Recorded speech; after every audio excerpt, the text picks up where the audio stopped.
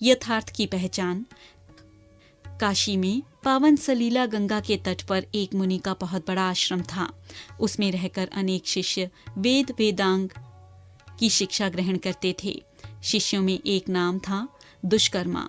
वह सब शिष्यों से ज्यादा आज्ञाकारी, समझदार और दयालु प्रवृत्ति का था।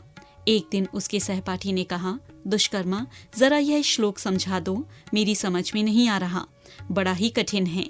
अरे यह तो बहुत सरल है, अभी समझा देता हूँ। दुष्कर्मा ने सहपाठी को श्लोक समझा दिया। उसके सभी मित्र उसे दुष्कर्मा के नाम से पुकारते थे। उसे बुरा लगता था। एक दिन उसने मुनि से कहा, गुरुजी, मेरा कोई और नाम रख दीजिए, मुझे यह नाम अच्छा नहीं लगता। यह सुनकर मुनि मुस्कुराए। उन्होंने कहा, ठीक है बेटा, पहले तुम देशाटन कर आओ, जब वापस आओगे तो तुम्हारा नाम बदल देंगे। दुष्कर्मा गुरुजी के चरण स्पर्श कर देशाटन के लिए निकल पड़ा।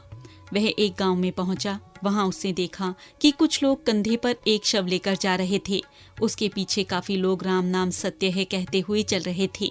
दुष्कर्मा ने एक आदमी से पूछा, भाई, मरने वाले का नाम क्या था? उस आदमी ने कहा, जीवक। अरे, जीवक भी कभी मरता है? दुष्कर्मा ने हैरानी से पूछा। बड़े मूर्ख हो, नाम से तो मात्र व्यक्ति को पहचाना जाता है। दुष्कर्मा उसकी बात पर विचार करता हुआ दूसरे गांव में जा पहुंचा। वहां उसने देखा कि एक स्त्री एक लड़की को बुरी तरह पीट रही थी। यह देखकर दुष्कर्मा को दया आ गई। उसने पूछा, देवी, आप इसको क्यों पीट रही हैं?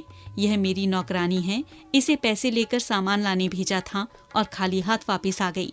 स्त्री ने क्रोधित मुद्रा में कहा।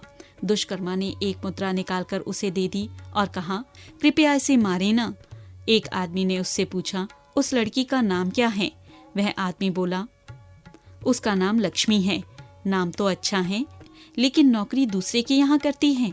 अजीब आदमी हूँ, नाम तो केवल पहचान के लिए होता है, अर्थ से क्या होता है? यह कहकर वह आदमी आगे चल दिया। शायद यह ठीक ही कहता है। अपने नाम से कुछ कुछ संतुष्ट होकर दुष्कर्मा गांव छोड़कर वापस काशी लौट पड़ा। रास्ते में उसे एक आदमी मिला। उसने कहा, भाई, मैं रास्ता भूल गया हूँ, मुझे काशी का रास्ता बता दोगे? दुष्कर्मा ने कहा, मैं भी वहीं जा रहा हूँ, चलो मेरे साथ चलो। दुष्कर्मा ने उससे पूछा, मित्र, तुम्हारा नाम क्या है? वह आदमी बोला, पंथक कहते हैं मुझे। पंथक होकर भी तुम रास्ता भूल गए? दुष्कर्मा ने व्यंग पूर्वक स्वर में कहा। क्यों मजाक करते हो? नाम से क्या लेना देना? रास्ता तो कोई भी भटक सकता है। वह बोला, यह तो सबको पता है कि नाम से केवल आदमी की पहचान होती है। तुम ठीक कहते हो। आखिरकार मुझे यथार्थ समझ में आ ही गया। काशी पहुंचते ही दुष्कर्मा अपने गुरुजी के पास पहुंचा। क्या अब भी तुम अपना नाम बदलना चाहोगे? मुनि ने दुष्कर्मा से पूछा। गुरुजी, अब मैं समझ गया कि नाम से केवल व्यक्ति की पहचान होती है। मैं अपने वर्तमान नाम से ही संतुष्ट हूँ। शिक्षा, किसी भी व्यक्ति का नाम उसकी भौतिक पहचान मात्र कराता है, जबकि उसकी वास्तविक पहचान उसके नाम से नहीं बल्कि उसके गुण धर्म से होती है। नाम कैसा भी हो, कुछ भी हो, कर्म अच्छे होने चाहिए, वरना दमड़ीलाल करोड़पति हो सकता है और धनीराम रोटी को मोहताज।